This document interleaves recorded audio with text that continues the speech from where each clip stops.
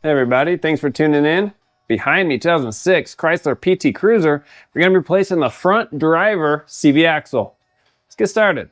First thing we want to do is jack the vehicle up, put it on jack stands, we'll pull our tire off.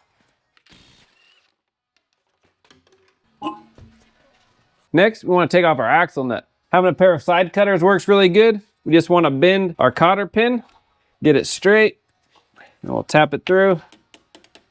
Then up top, we just grab onto it and pull it the rest of the way. Pull off our lock washer. Then there's another little washer under here. Get that out. I'm going to take just a little penetrant, lube up our threads. And our axle nut is a 32 millimeter. I'm going to be using an impact. If you don't own an impact, you can take a screwdriver, put it in the fins of your rotor, and that'll lock it in place. These tend to come out pretty nice. Let's give it a shot. Let's take a magnet to get that other washer. There we go. We'll tap on our CV axle, make sure it can slide out of our wheel hub. Perfect. Now we know it can move freely. Let's take off our strut. 21 millimeter.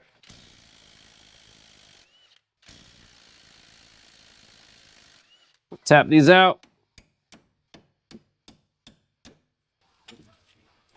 Just gonna punch this out real quick. There we go. Let me back you up. I'm going to turn the wheel all the way to the left, and the CV axle will come out the front.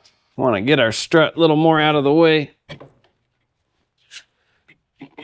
There we go. I will just tap on it, pop it through. A little more. There we go. Got it. Now it's free to come out this side. Let's separate it from our transmission.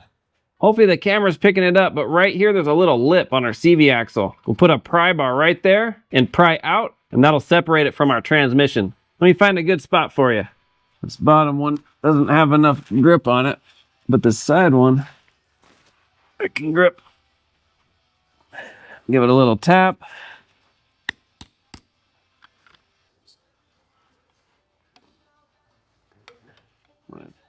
Just push on it like this. Give my pry bar a tap. There we go. Get it just a little more.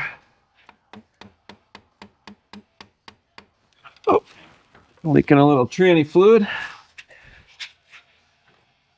All right, let's pull it out.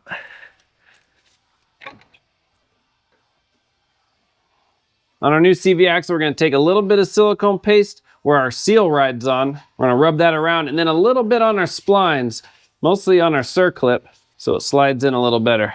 We'll just rub that around.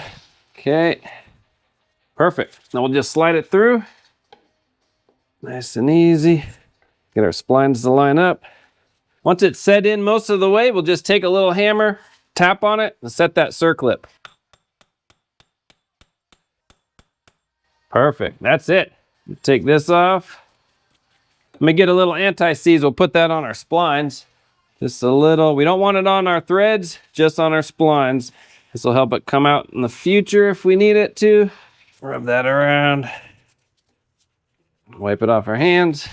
We don't want to get this on our brake rotor if we can help it. We'll aim this in. There we go. Line up our splines on their hub. Perfect. We got our threads coming out the front. Let me move you around a little. We're going to reuse our old washer, put that on, then our nut. And suck it down. We'll torque that in a little bit. Let's put our strut back on. Let me straighten out the wheel real quick. Straighten our strut back out.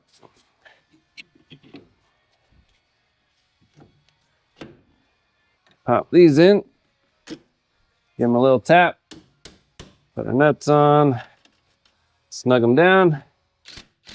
The information I have says these are 120 foot-pounds.